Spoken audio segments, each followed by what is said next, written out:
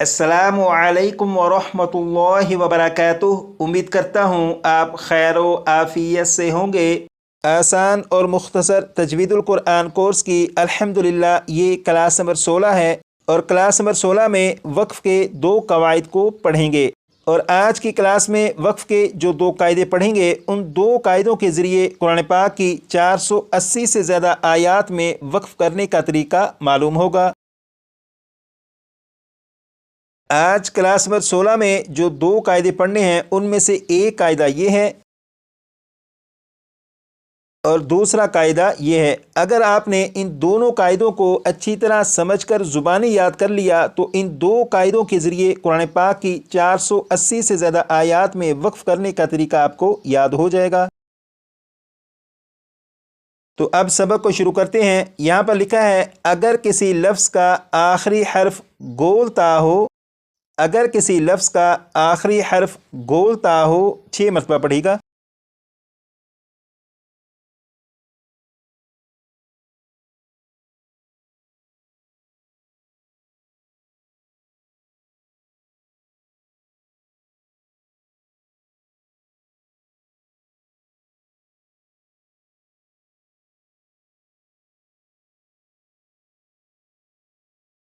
अब यहाँ से पढ़ेंगे और गोल ता पर और गोल ता पर 6 मरतबा पढ़ेगा।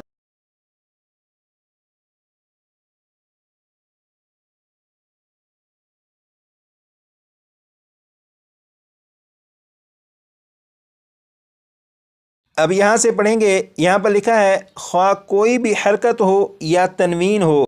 यहाँ पर ये जो लफ्ज़ लिखा है यहाँ पर इसमें जो वाव है इस वाव को पढ़ेंगे नहीं, ये वाव लिखने में है लेकिन पढ़ने में नहीं। ये लफ्ज़ है ख्वाह, तो इसे पढ़ेंगे ख्वाह कोई भी हरकत हो या तनवीन हो, इसे भी 6 मरतबा पढ़ेगा।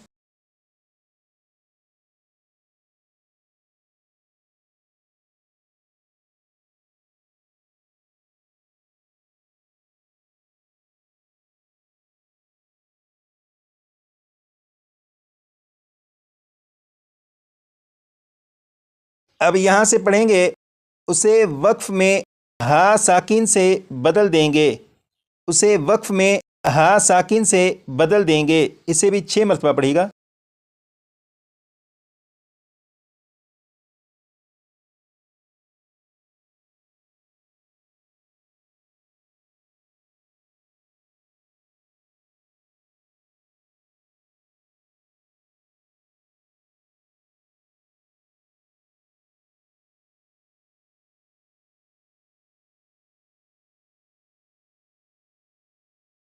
यहाँ पर आपने पढ़ा गोलता और यहाँ पर भी आपने पढ़ा गोलता। गोलता कहते किसे हैं, यहाँ पर आप देखिएगा लिखा है बिस्मिल्लाहिर्रहमानिर्रहीम।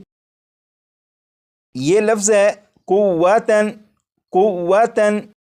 इस लफ्ज़ के आखिर में ये जो हर्फ है, जिस हर्फ के ऊपर 2 नुक्ते हैं, ये जो हर्फ है ये गोलता है। इसी तरह यहाँ पर ये जो लफ्ज़ है रक़बातिन, रक़बातिन, इस लफ्ज़ के आखिर में ये जो हर्फ है जिसके ऊपर 2 नुक्ते हैं, ये हर्फ भी गोलता है।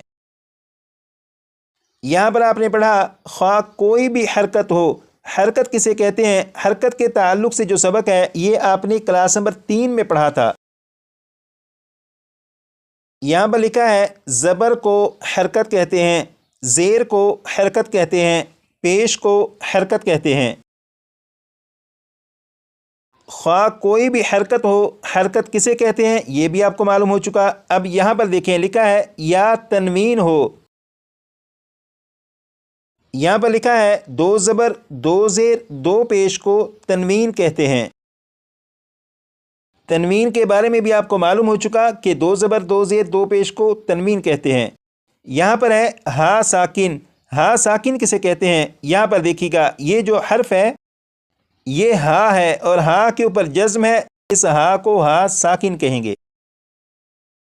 इसी तरह ये जो लफ्ज़ है इस लफ्ज़ में यहाँ पर ये हा है और हा के ऊपर जज्म है तो ये भी हा साकिन।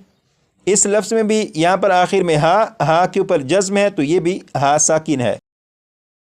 आपको गोलता, हरकत, तनवीन और हा साकिन के बारे में मालूम हो चुका है। یہ جو سبق لکھا ہے، اب اس سبق کی وضاحت سنیے گا جس سے آپ کو معلوم ہوگا کہ اس سبق میں بات ہو کیا رہی ہے۔ آپ نے پڑھا تھا اگر کسی لفظ کا آخری حرف گول تا ہو اور گول تا پر خواہ کوئی بھی حرکت ہو یا تنوین ہو، اسے وقف میں ہا ساکن سے بدل دیں گے۔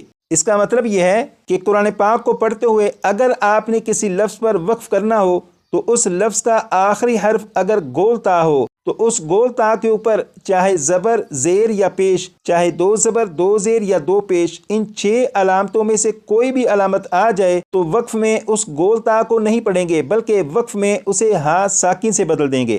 ایک مرتبہ پھر سنیے گا کہ قرآن پاک کو پڑھتے ہوئے اگر کسی لفظ پر وقف کرنا ہو اور اس لفظ کا آخری حرف گول تا ہو اور گول تا کے اوپر چاہے زبر، زیر یا پیش آ جائے، چاہے دو زبر، دو زیر یا دو پیش آ جائے، یعنی ان 6 علامات میں سے کوئی بھی علامت آ جائے تو وقف کرنے کی حالت میں گول تا کو نہیں پڑھیں گے بلکہ وقف میں اسے ہا ساکن سے بدل دیں گے۔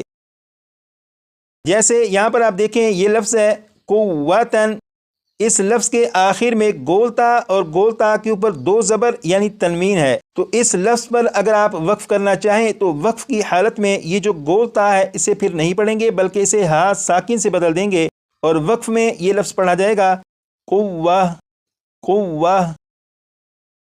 اسی طرح یہ جو لفظ ہے یہ ہے رقباتن رقباتن، اس لفظ کے آخر میں گول تا کے نیچے 2 زیر یعنی تنوین ہے، اس لفظ پر اگر وقف کریں تو وقف کی حالت میں یہ رقباتن نہیں پڑھا جائے گا بلکہ وقف میں اسے پڑھیں گے رقبہ رقبہ۔ یہاں پر آپ دیکھیں یہ ہے پارہ نمبر 30۔ پارہ نمبر 30 کے اس پیج میں یہ جو نشانات آپ کو دکھائی دے رہے ہیں یہ نشانات ظاہر کر رہے ہیں کہ یہاں پر گول تا ہے اور جب یہاں پر وقف کریں گے تو وقف کی حالت میں گول تا کو ہا ساکن سے بدل کر پڑھیں گے۔ جیسے یہاں پر آپ دیکھیں یہ جو لفظ ہے یہ ہے واجفاتن واجفاتن، یعنی یہاں پر آخر میں گول تا اور اس کے اوپر 2 پیش، لیکن جب اس لفظ پر وقف کریں گے تو پھر اسے واجفاتن نہیں پڑھیں گے بلکہ یہ پڑھا جائے گا واجفہ واجفہ۔ تو قرآن پاک میں 115 سے زیادہ ایسی آیات ہیں کہ ان کے جو آخری الفاظ ہیں ان آخری الفاظ کے جو آخری حروف ہیں وہ گول تا ہیں، اور جب ان پر وقف کریں گے تو وقف کی حالت میں گول تا کو ہا ساکن سے بدل کر پڑھیں گے۔ یہ جو قاعدہ پڑھا امید کرتا ہوں کہ اس قاعدے کا کیا مطلب ہے یہ آپ کو سمجھ آ چکا ہوگا۔ اب چلتے ہیں دوسرے قاعدے کی طرف۔ اس قاعدے کو یاد کرنے سے پہلے اس کو تھوڑا سا سمجھتے ہیں اور اس کے بعد پھر اس کو یاد کریں گے۔ یہاں پر لکھا ہے کھڑا زبر۔ کھڑا زبر کے تعلق سے جو سبق ہے وہ آپ نے کلاس نمبر 1 میں پڑھا تھا، اور یہاں پر دیکھیں یہ جو لفظ ہے وَتَوَلَّى، یہاں پر لام کے اوپر یہ جو علامت ہے یہ کھڑا زبر ہے۔ یہاں پر لکھا ہے حروف مدہ۔ حروف مدہ کا سبق آپ نے کلاس نمبر 5 میں پڑھا تھا کہ حروف مدہ 3 ہیں، الف، واو، یا۔ الف سے پہلے زبر ہو تو الف مدہ ہوگا، واو ساکن سے پہلے پیش ہو تو واو مدہ ہوگا، یا ساکن سے پہلے زیر ہو تو یا مدہ ہوگا۔ حروف مدہ کا جو سبق ہے وہ کلاس نمبر 5 میں آپ پڑھ چکے ہیں اور یقیناً آپ کو وہ سبق یاد بھی ہوگا، تو حروف مدہ کے بارے میں آپ کو معلوم ہو چکا۔ یہاں پر لکھا ہے ساکن حرف۔ ساکن حرف کسے کہتے ہیں؟ کلاس نمبر 4 میں آپ نے پڑھا تھا جس حرف پر جزم ہو اسے ساکن کہتے ہیں۔ کھڑا زبر، حروف مدہ اور ساکن حرف کے بارے میں یقیناً آپ کو پہلے بھی معلوم ہے اور اب دوبارہ سے اس کی وضاحت کی گئی۔ اب یہاں سے اسے پڑھنا شروع کریں گے۔ کھڑا زبر، حروف مدہ اور ساکن حرف وقف میں تبدیل نہیں ہوتے۔ کھڑا زبر، حروف مدہ اور ساکن حرف وقف میں تبدیل نہیں ہوتے۔ 6 مرتبہ پڑھیے گا۔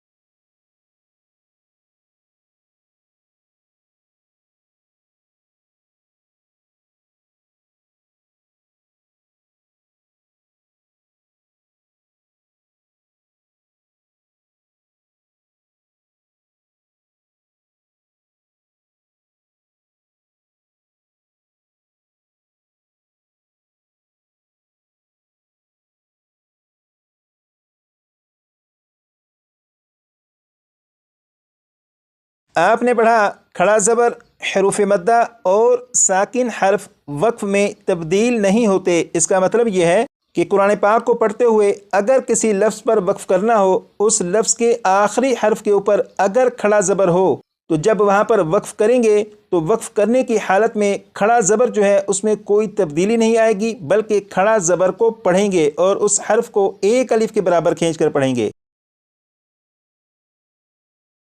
جیسے یہاں پر آپ دیکھیں یہ جو لفظ ہے یہ ہے وَتَوَلَّا، وَتَوَلَّا، یہاں پر لام کے اوپر کھڑا زبر ہے۔ اگر آپ اس لفظ پر وقف کریں تب یہ اسی طرح پڑھا جائے گا وَتَوَلَّا، وَتَوَلَّا، چاہے آپ وقف کر کے پڑھیں یا بغیر وقف کے پڑھیں، دونوں حالتوں میں یہ اسی طرح پڑھا جائے گا جس طرح لکھا ہے۔